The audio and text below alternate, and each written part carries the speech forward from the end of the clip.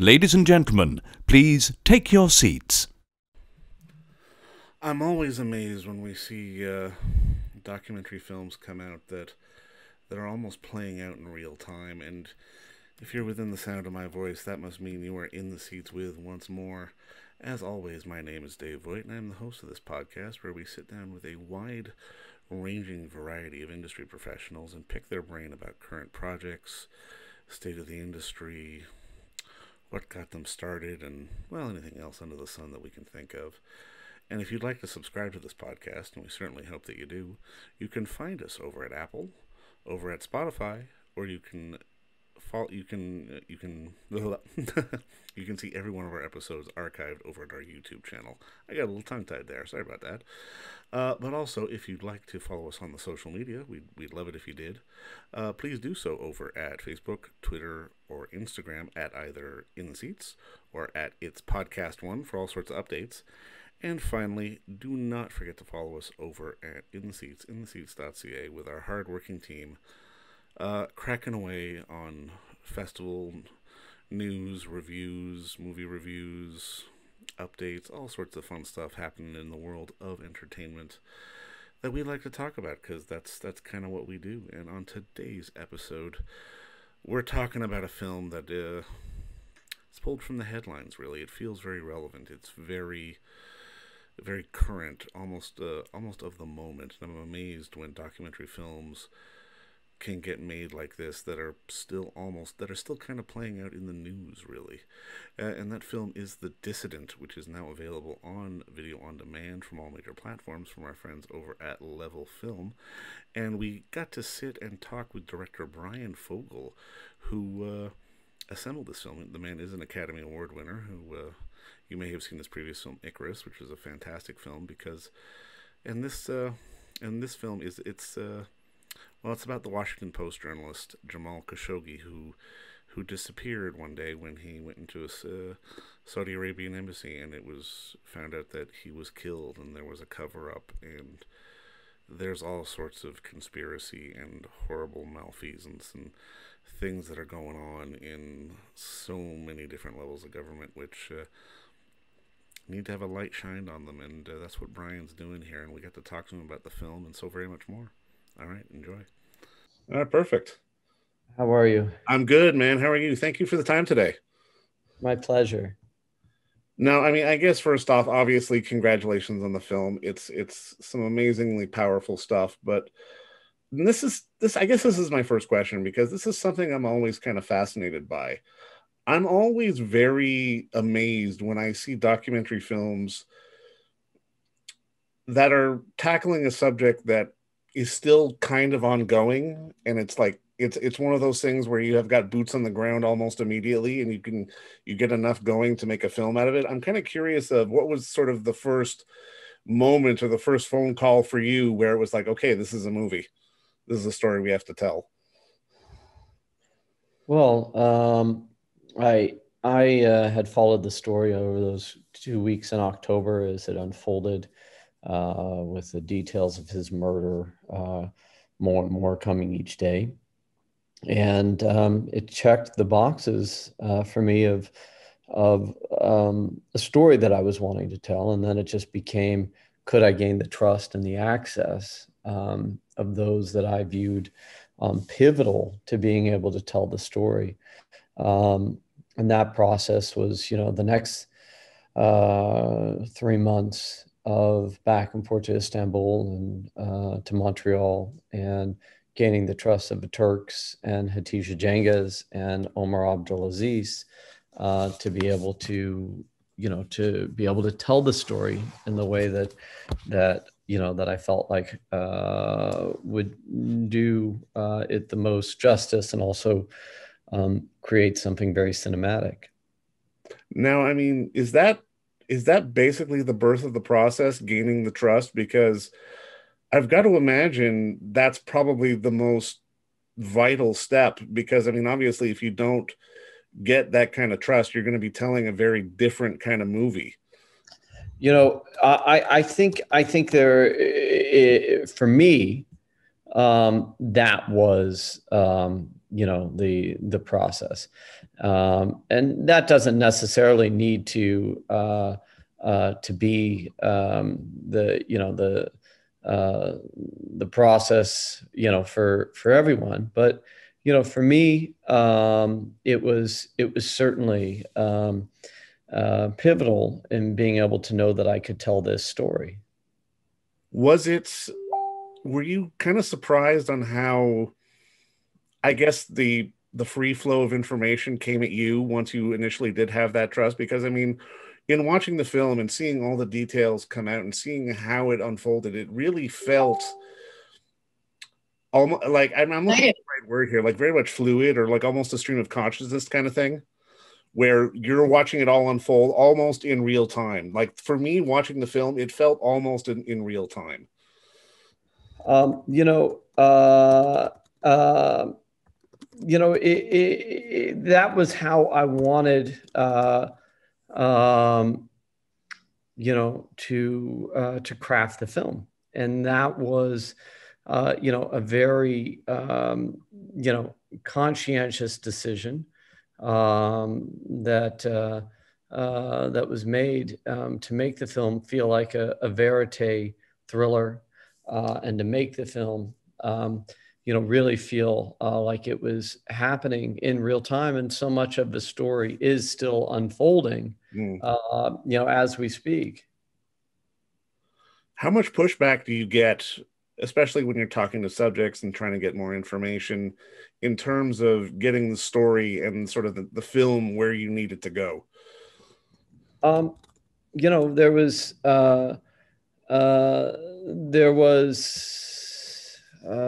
it was really about the building of a trust between Hatice and Omar and the Turks. And once that trust was built, it was, putting together, the evidence, and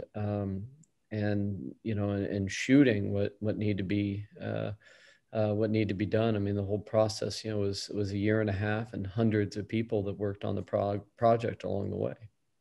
How do you balance sort of, and especially this is especially true in documentary filmmaking. On one end, you've got to get the facts out there and you want to tell the story that you want to tell, but at the same time, there needs to be an entertainment value to it. It needs to be cinematic. It needs to be sort of visually engaging, because it was a very visually engaging film, as well as sort of factually and emotionally poignant at the same time. For me, what comes first is story. It's all about story. And then the process of how to craft that, and how to create what becomes cinema, is second to the process of what is the story. And once you know what that story is, you can look at all those elements that you need to tell that story, figure out how you want to shoot that, and then figure out how you want to craft that. And that part, comes third in the process for me.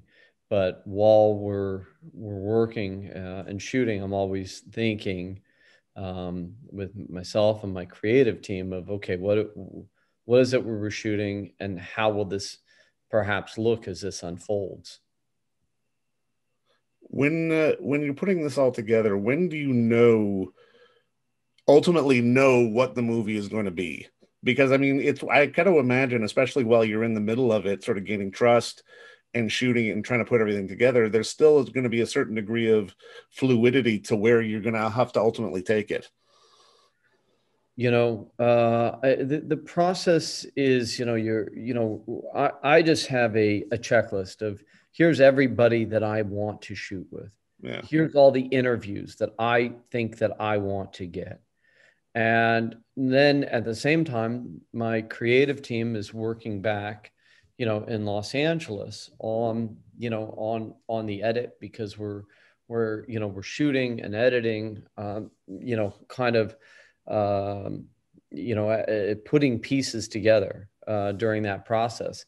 And then, the finishing is what, takes so much time to bring together the graphic details, the CGI, the animation, the score, the music, the sound. But you know, it's kind of like creating that ebb and flow, and you're always trying to you know, to have as much time as you need, you know, and at the same time, you know, what serves the story best. Is it the team? Is the team dynamic of documentary filmmaking get a little lost when it comes to the general public?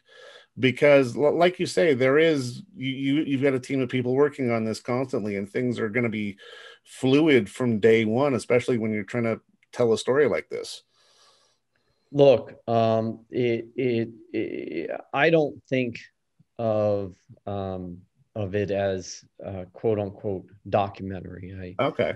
I approach it in my mind as cinema, as making, you know, a film, and to that extent, you know,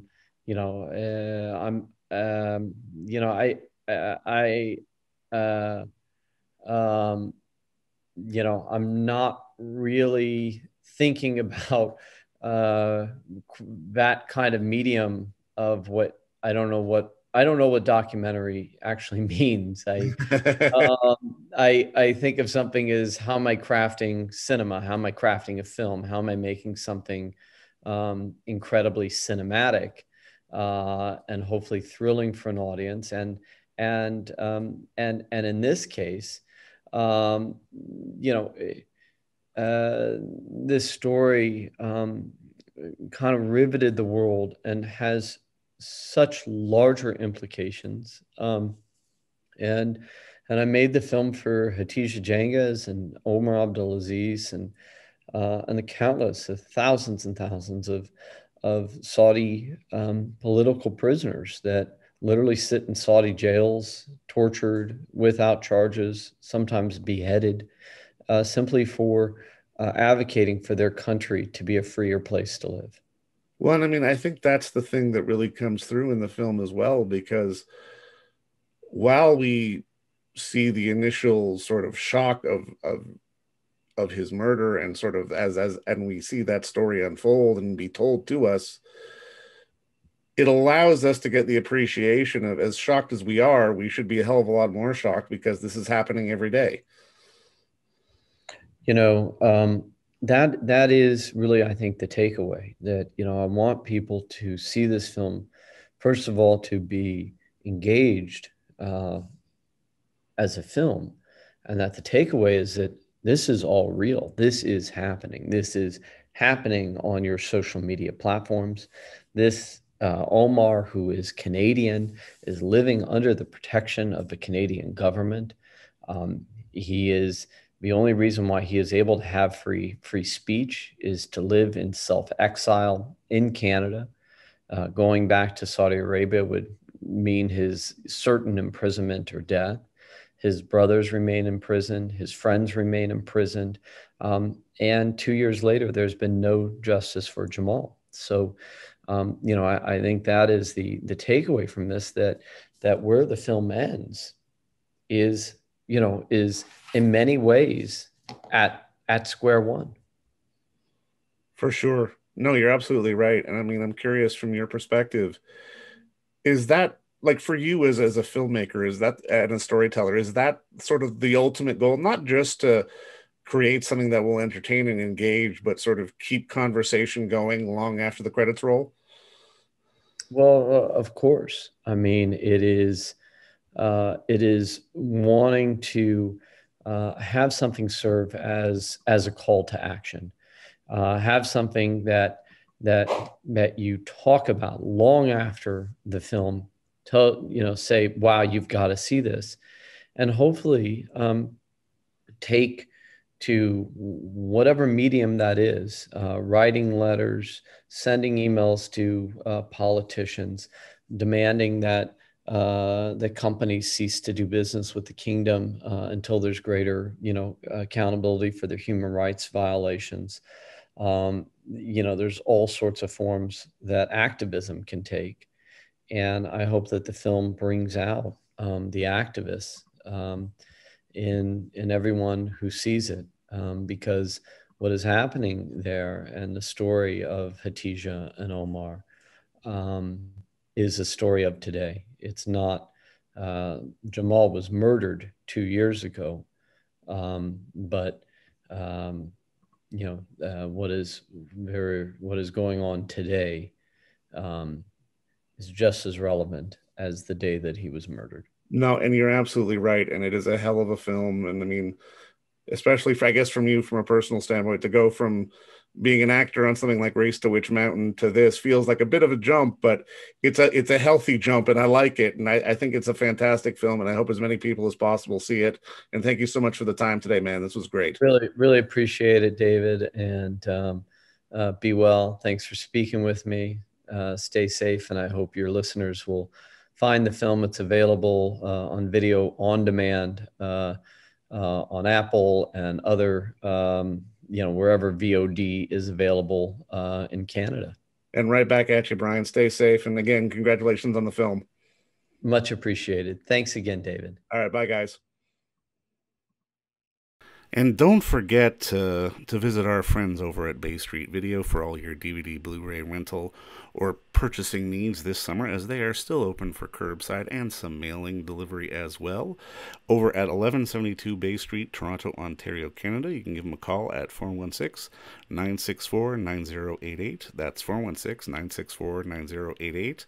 Or send them an email at baystreetvideoto@gmail.com for any of your DVD and Blu-ray needs.